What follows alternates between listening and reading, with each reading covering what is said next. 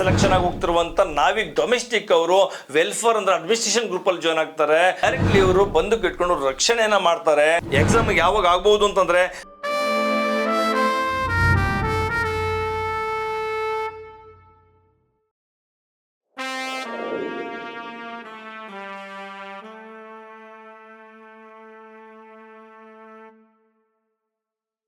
ನಮಸ್ತೆ, ಜೈ ಹಿಂದ್. ಈಗಾಗಲೇ video Indian coast guard, Indian navy ship INS ಬಗ್ಗೆ ಇರುವಂತಹ ವ್ಯತ್ಯಾಸಗಳನ್ನ ನಿಮ್ಗೆ ತಿಳಿಸಾಗಿದೆ. ಆ ವಿಡಿಯೋನ ಸಂಪೂರ್ಣವಾಗಿ ನೀವು ನೋಡಿರ್ತೀರ ಅನ್ಕೊಂಡಿರ್ತೀನಿ. ಹಾಗಾದ್ರೆ ಇಂಡಿಯನ್ ಕೋಸ್ಟ್ ಗಾರ್ಡ್ ಅಲ್ಲಿ 300 ವೇಕೆನ್ಸಿನ ಬಿಡಲಾಗಿದೆ. ಯಾವ ಪೋಸ್ಟ್ಗೆ ಮತ್ತು ಎಲಿಜಿಬಿಲಿಟಿ ಕ್ರೈಟೇರಿಯಾ ಏನು, ಸೆಲೆಕ್ಷನ್ ಪ್ರೊಸೆಸ್ ಏನು ತಿಳಿಸ್ತಾ ಹೋಗ್ತೀನಿ, ನೋಡ್ತಾ ಇರಿ. ಇದರಲ್ಲಿ ಕೊಟ್ಟಿರುವಂಥದ್ದು ಮೊದಲಾಗಿ 2 ಪೋಸ್ಟ್ ಕೊಡಲಾಗಿದೆ. ಏನು ಪೋಸ್ಟ್ ಅಂದ್ರೆ ಮೊದಲನೇ ಪೋಸ್ಟು ನಾವಿಕ್ GD ಅಂತ ಕೊಡಲಾಗಿದೆ, ಇನ್ನೊಂದು ನಾವಿಕ್ ಡೊಮೆಸ್ಟಿಕ್ ಅಂತ ಕೊಡಲಾಗಿದೆ. ಎರಡಿಗೂ ಡಿಫ್ರೆನ್ಸ್ ಏನಪ್ಪ ಅಂತ ತಿಳಿಸ್ತೀನಿ. ಎಷ್ಟೋ ಮಕ್ಕಳು ಇದ್ರ ಬಗ್ಗೆ ಗೊತ್ತಿರೋದಿಲ್ಲ. ನಾವಿಕ್ GD ಇದು ಕೂಡ 12th ಪಾಸ್ ಆಗಿರಬೇಕು, ಅದರಲ್ಲೂ ಕೂಡ ಸೈನ್ಸ್ ಆಗಿರಬೇಕು. ಫಿಸಿಕ್ಸ್, ಮ್ಯಾಥ್ಸ್, ಇಂಗ್ಲಿಷ್ ಇದು ಕಂಪಲ್ಸರಿ ಮ್ಯಾಂಡೇಟರಿ ಆಗಿದೆ. ನಾವಿಕ್ ಡೊಮೆಸ್ಟಿಕ್ ಇಂದ 10th ಪಾಸ್ ಆಗಿದ್ರೆ ಸಾಕು. ಎರಡಕ್ಕೂ ಏನಪ್ಪ ವ್ಯತ್ಯಾಸ ಅಂತಂದ್ರೆ ಡೈರೆಕ್ಟ್ಲಿ ಇವರು ಬಂದು ಇಟ್ಕೊಂಡು ರಕ್ಷಣೆಯನ್ನ ಮಾಡ್ತಾರೆ.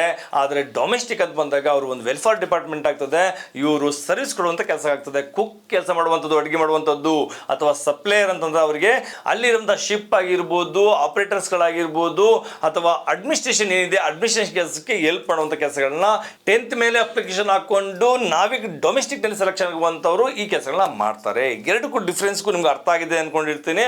ತುಂಬಾ ಶಾರ್ಟ್ ಆಗಿ ಹೇಳ್ಬೇಕಂದ್ರೆ 10th ಮೇಲೆ ಸೆಲೆಕ್ಷನ್ ಆಗಿ ಹೋಗ್ತಿರುವಂತ ನಾವಿಕ್ ಡೊಮೆಸ್ಟಿಕ್ ಅವರು ವೆಲ್ಫೇರ್ ಅಂದ್ರೆ ಅಡ್ಮಿನಿಸ್ಟ್ರೇಷನ್ ಗ್ರೂಪ್ ಅಲ್ಲಿ ಜಾಯ್ನ್ ಆಗ್ತಾರೆ.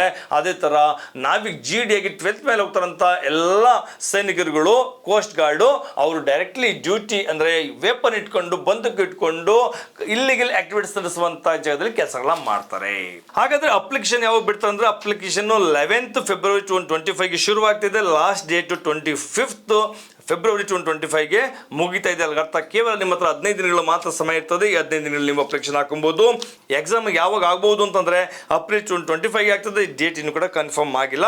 ಅಡ್ಮಿಟ್ ಕಾರ್ಡ್ ನಿಮಗೆ 15 ಮುಂಚೆನೆ ಕೊಡ್ತಾರೆ. ಅಪ್ಲಿಕೇಶನ್ ಫೀಸ್ ಏನಿರುತ್ತೆ ಅಂತಂದ್ರೆ UR OBC EWS ಗೆ 300 ರೂಪಾಯಿ ಇರ್ತದೆ. SC ST ಅವರಿಗೆ 0 ಇರ್ತದೆ. ಏಜ್ ಲಿಮಿಟ್ ಮಿನಿಮಮ್ ಏಜ್ 18 ವರ್ಷ ಇರ್ತದೆ. ಮ್ಯಾಕ್ಸಿಮಮ್ 22 ಇಯರ್ಸ್ 22 ವರ್ಷ ಒಳಗೆ ಅಪ್ಲಿಕೇಶನ್ ಹಾಕೊಬೇಕು. ಟೋಟಲ್ ವೇಕೆನ್ಸಿ 300 ಹೇಳಲಾಗಿದೆ. ನಾವಿಕ್ ಜನರಲ್ ಡ್ಯೂಟಿ ಅವರಿಗೆ 260 ಇದೆ. ಹಾಗೆ ನಾವಿಕ್ ಡೊಮೆಸ್ಟಿಕ್ 10th ಪಾಸ್ ಅಲ್ಲಿ ಆಗ್ತಿರುವಂತವ್ರಿಗೆ ಕೇವಲ 40 ಮಾತ್ರ ವೇಕೆನ್ಸಿ ಇರ್ತದೆ. ನಿಮಗೆ ಇವಾಗಲೇ ತಿಳಿಸಿರುವಂತೆ ನೇವಿಕ್ DB ಡೊಮೆಸ್ಟಿಕ್ ಗೆ ಸೆಕ್ಷನ್ 1 ನಡೆಯುತ್ತೆ. ಅದರಲ್ಲಿ ಪಾಸಿಂಗ್ ಮಾರ್ಕ್ಸ್ ಏನಂತ 30 ಮಾರ್ಕ್ಸ್ ಇರುತ್ತೆ. 27 SC ST ತಗೊಳ್ಳೇಬೇಕಾಗ್ತದೆ. ನಾವಿಕ್ GD ನಲ್ಲಿ ಸೆಕ್ಷನ್ 1+2 ಅಂತ ನಡೆಯುತ್ತೆ. 30+20 50 ಮಾರ್ಕ್ಸ್ ಇರ್ತದೆ. UR EWS OBC ಅವರಿಗೆ 27+17 ಇರ್ತದೆ. 45 ಮಾರ್ಕ್ಸ್ SC ಮತ್ತು ST ಅವರಿಗೆ. Passing in section 1st and 2nd separately is compulsory ಅಂತ ಹೇಳಲಾಗಿದೆ. ಮತ್ತು ಇದು ಸೆಕ್ಷನ್ 1 ನಲ್ಲಿ ಮ್ಯಾಕ್ಸಿಮಮ್ ಡೀಟೇಲ್ ಆಫ್ ಎಕ್ಸಾಮಿನೇಷನ್ ಇದೆ. ಮ್ಯಾಕ್ಸಿಮಮ್ ಮಾರ್ಕ್ಸ್ ಏನಿದೆ 60 ಇರ್ತದೆ. ಟೈಮ್ 45 ಮಿನಿಟ್ಸ್ ಇರುತ್ತೆ. ಟೋಟಲ್ ನಂಬರ್ ಆಫ್ ಕ್ವಶನ್ಸ್ 60 ಇರ್ತದೆ. ಅದೇ ಸೆಕ್ಷನ್ 1 ಅವ್ರಿಗೆ subject wise allocation of maths 20, science 10, English 15, reasoning 10, GK 5, total 60 questions ಇರ್ತದೆ. ಸಿಲೆಬಸ್ ಏನಿರ್ತದೆ ಅಂದರೆ ಕ್ಲಾಸ್ 10th ಸಿಲೆಬಸ್ ಇರ್ತದೆ. ಸೆಕ್ಷನ್ 2 ನಲ್ಲಿ ನಡೆಸಿರುವಂಥ ನಾವಿಕ್ GD ಅವರಿಗೆ ಮ್ಯಾಕ್ಸಿಮಮ್ 50 ಮಾರ್ಕ್ಸ್ ಇರುತ್ತೆ. 30 ಮಿನಿಟ್ಸ್ ಇರ್ತದೆ. ಟೋಟಲ್ ನಂಬರ್ ಆಫ್ ಕ್ವಶನ್ಸ್ ಏನಿರುತ್ತೆ 50 ಕ್ವಶನ್ಸ್ ಇರ್ತದೆ. ಮ್ಯಾಥ್ಸ್ 25, ಫಿಸಿಕ್ಸ್ 25 ಇರ್ತದೆ. ಈ syllabus class 12th maths physics syllabus ನಲ್ಲೇ ಇರ್ತದೆ. ರಿಟರ್ನ್ ಎಕ್ಸಾಮ್ ಕ್ಲಿಯರ್ ಆದಮೇಲೆ ನೆಕ್ಸ್ಟ್ ಬರುವಂಥದ್ದು ಫಿಸಿಕಲ್ ಫಿಟ್ನೆಸ್ ಟೆಸ್ಟ್ ಇರ್ತದೆ. ಅದರಲ್ಲಿ 1.6 ಕಿಲೋಮೀಟರ್ 7 ಮಿನಿಟ್ಸ್ ಇರ್ತದೆ. 20 ಸ್ಕ್ವಾಟ್ಸ್ ಅಪ್ ಇರ್ತದೆ, ಊಟಕ್ಕೆ ಬೈಟಕ್ ಅಂತ ಹೇಳ್ತಾರೆ ಅದಕ್ಕೆ. ಮತ್ತೆ 10 ಪುಷಪ್ಸ್ ಇರ್ತದೆ. ಇದರಲ್ಲಿ ಸೆಲೆಕ್ಟ್ ಆದ್ಮೇಲೆ ನೆಕ್ಸ್ಟ್ ಅವ್ರಿಗೆ ಸಿಗುವಂಥದ್ದು ಮೆಡಿಕಲ್ ಆಗುತ್ತೆ. ಮೆಡಿಕಲ್ ಆದ್ಮೇಲೆ ಡಾಕ್ಯುಮೆಂಟೇಷನ್ ವೆರಿಫೈ ಆಗಿ ಅವರಿಗೆ ಮೆರಿಟ್ ಲಿಸ್ಟ್ ಅಲ್ಲಿ ಹೆಸರು ಬಂದ ನಂತರ ನೀವು ಒಡಿಸ್ಸಾ ಚಿಲ್ಕಾಗಿ ಡೈರೆಕ್ಟ್ ಆಗಿ ಹೋಗಿ ಜಾಯ್ನ್ ಆಗಬೇಕಾಗುತ್ತೆ. ಈ ದಿನ ಕೊಟ್ಟಂತ ಮಾಹಿತಿ ಇಂಡಿಯನ್ ಕೋಸ್ಟ್ ಗಾರ್ಡ್ಗೆ ಬಿಟ್ಟಿರುವಂಥ ವೇಕೆನ್ಸೀಸ್ ನಾವಿಕ್ GD ಮತ್ತು ನಾವಿಕ್ ಡೊಮೆಸ್ಟಿಕ್ ಬಗ್ಗೆ ತಿಳಿಸಲಾಗಿದೆ. ಯಾರಾದರೂ ಆಸಕ್ತ ಆಕಾಂಕ್ಷಿಗಳಿದ್ರೆ ನೀವು ಕೂಡ ಅಪ್ಲಿಕೇಶನ್ ಹಾಕೊಂಡು ನಿಮ್ಮ ಉಜ್ವಲ ಭವಿಷ್ಯ ರೂಪಿಸ್ಕೊಳ್ಳಿ. ಯಾರಾದರೂ ಕೋಚಿಂಗ್ ಅವಶ್ಯಕತೆ ಇತ್ತು ಅಂದ್ರೆ ನಮ್ಮ ಸರಿಗಡ ಹೆಸರಿಗೆ ಬಂದು ನಾವು Indian army, Indian navy, Indian air force, NDA ಜೊತೆಗೆ ಅಗ್ನಿವೀರ್ GD ಕೂಡ ನಾವು ತಯಾರಿ ಮಾಡ್ತಾ ಇದ್ದೀವಿ. ಅದ್ರ ಜೊತೆಗೆ SSC ಕೂಡ ಮಕ್ಕಳು ಬಂದು ಜಾಯ್ನ್ ಆಗ್ಬೋದು. ಏನಪ್ಪ ಸರಿಗಡ ಮೈಸೂರಲ್ಲಿ ಎಲ್ಲದಕ್ಕೂ ಕೂಡ ಸಪರೇಟ್ ಬ್ಯಾಚ್ ನಡೆಸ್ಕೊಡ್ತಾರ. ಖಂಡಿತ ಸಪರೇಟ್ ಬ್ಯಾಚ್ ಇದೆ. ಸಪರೇಟ್ ಕೇರ್ ತಗೊಂಡು ನಿಮ್ಮನ್ನು ತಯಾರಿ ಮಾಡ್ತೀವಿ. ನಮ್ಮಲ್ಲಿ ಇಲ್ಲಿವರೆಗೆ 361 ಮಕ್ಕಳು ಸೆಲೆಕ್ಷನ್ ಆಗಿ ಭಾರತ ಮೇಲೆ ಸೇವೆ ಸಲ್ಲಿಸ್ತಾ ಇದ್ದಾರೆ. ಯಾರು ಆಸಕ್ತ ಆಕಾಂಕ್ಷಿಗಳಿದ್ರೆ ಬಂದು ಜಾಯ್ನ್ ಆಗಿ ನಿಮ್ಮ ಉಜ್ವಲ ಭವಿಷ್ಯ ರೂಪಿಸ್ಕೊಳ್ಳಿ. Thank you. ನಮಸ್ತೆ. ಜೈ ಹಿಂದ್.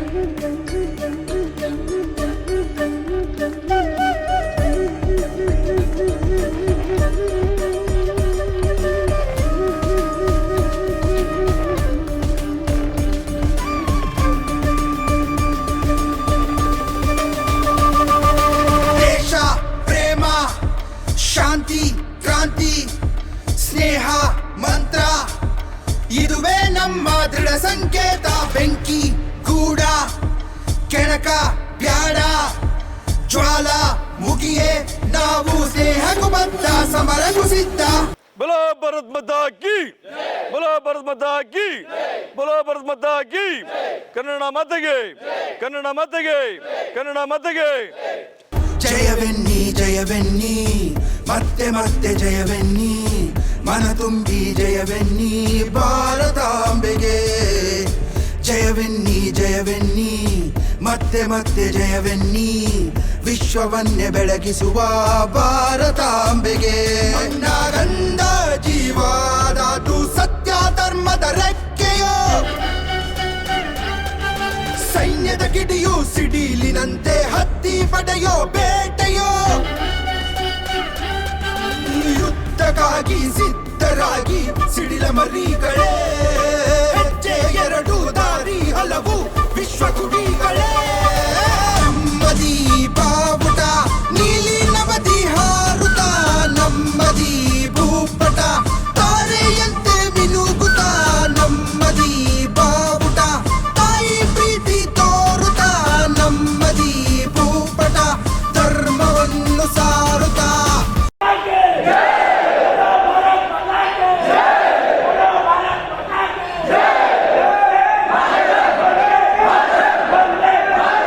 ಜಯವೆನ್ನಿ ಜಯವೆನ್ನಿ ಮತ್ತೆ ಮತ್ತೆ ಜಯವೆನ್ನಿ ಮನ ತುಂಬಿ ಜಯವೆನ್ನಿ ಭಾರತಾಂಬೆಗೆ. ಜಯವೆನ್ನಿ ಜಯವೆನ್ನಿ ಮತ್ತೆ ಮತ್ತೆ ಜಯವೆನ್ನಿ ವಿಶ್ವವನ್ನೇ ಬೆಳಗಿಸುವ ಭಾರತಾಂಬೆಗೆ.